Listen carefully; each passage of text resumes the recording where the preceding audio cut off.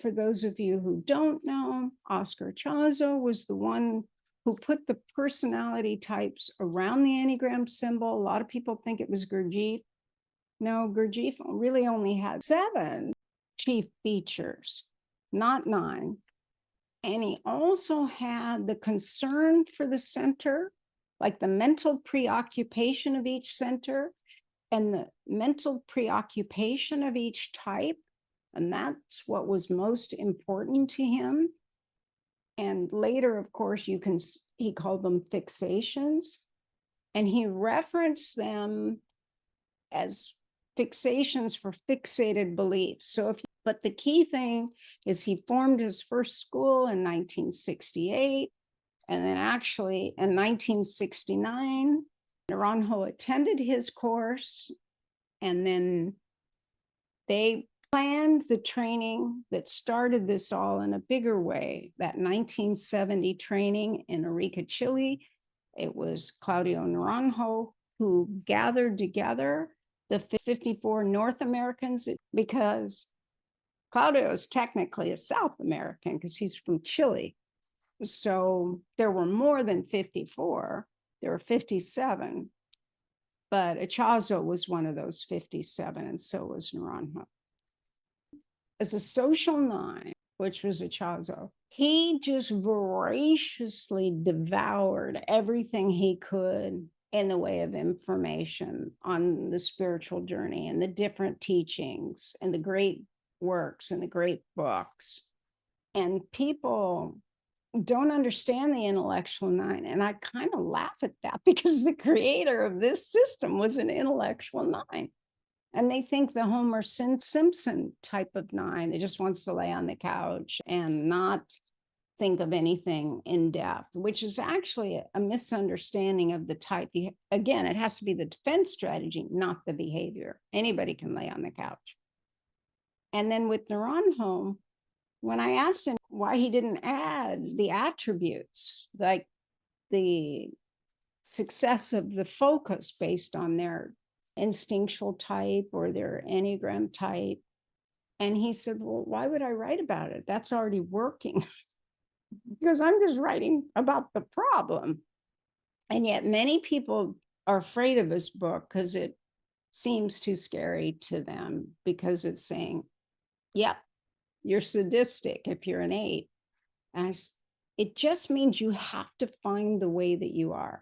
And I would tease playfully, but it would be poking at people's vulnerabilities. But I only did it with people I like. So I didn't think of it as sadistic, but it is a type of humor or sardonic, as opposed to the way a 7 teases, where they act like it's, fine to say, but they're really jabbing you. Whereas I'm really overtly saying something. So we're both sarcastic, but in a different way.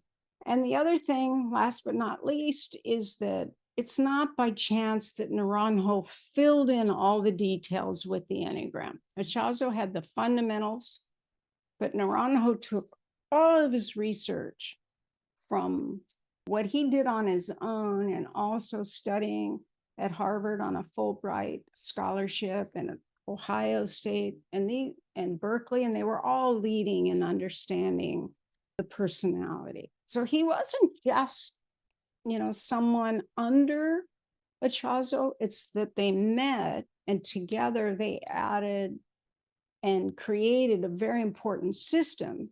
But then when Naranjo and Chazo weren't like directly relating to each other, they kind of went their own way, and there's 2 entirely different Enneagrams. So unless you know the key elements, it can be confusing, and you kind of have to choose. I like the Enneagram of personality the way Naranjo carried on, because I like the psychology, the personality elements. But in a Chazo school, which is Arica, it's focused on the steps you need to take to move to greater openness. And it was regimented from morning to evening. And they are quite amazing if you follow them.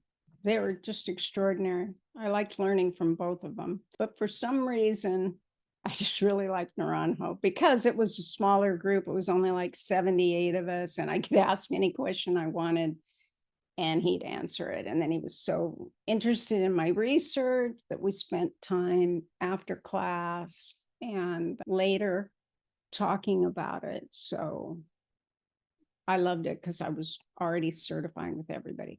You can tell who the person learned from because they'll use all the words of their teacher. And if there are more words and more of an understanding, I just find it's more accurate when you either learn from someone that studied with more than one teacher, at the very least attended other presentations at a conference. You're just going to have someone more well-rounded and offer more. And the other thing is that in this process of certifying with everybody and going to every course, even though they didn't have certifications, there were only 3 in 1995. And I learned without a book because there's only one book written and you had to attend their workshop and in the Midwest, or you wouldn't even know about it. So you couldn't find it in the book section. But I did get the notes from Kathy Spieth, who studied with Naranjo. And the only thing she did is attributed the subtypes to Echazo, which Naranjo thought was an element of spite because they had a bad breakup. They did it. I will say that there was a lot lost in transmission, and I could recognize it going from certification to certification, and then Echazo and Naranjo, and I go, oh, okay, this was dropped here and there. So when people go, oh no, the subtypes are from Echazo, and I go, why would Naranjo lie? There'd be no motivation. It could be found out. And then when I studied with Echazo, it was like many years later after Naranjo, I couldn't find a single person in all the people, and it was a very large group of people, that even knew what a subtype was. There's a lot of misinformation on this topic. And the one you also need to know is that integration and disintegration is an error. It was a misquote of Naranjo's. So you don't have to throw out the concept. You just need to know that you go to all 3 types in your tritype when you're integrated, and all 3 types when you're disintegrated. And the same thing within the individual type. You don't go to one line positively and the other line negatively. It doesn't make sense on a practical level, but in the research, people, especially the 100 people who knew nothing about the Enneagram, would never want to know it. I just kind of talked them into doing the questionnaire and the interview. They didn't have a positive or negative identification, and they willingly said things without intending to. And it wasn't until 1996 with Naranjo, I said, they can't all be wrong. I mean, by 96, I had well over 1,000 people in the study, and with the 3-hour interviews and often follow-up interviews to compare and contrast things that I learned. And he goes, no, your research subjects were accurate. I was misquoted. And that was by Robert Oakes. And he disseminated the Enneagram through Loyola University in Chicago, so a Jesuit. And they didn't get the training of depth, even with Naranjo. It was a very shallow conceptual process. So it would be natural that there would be mistakes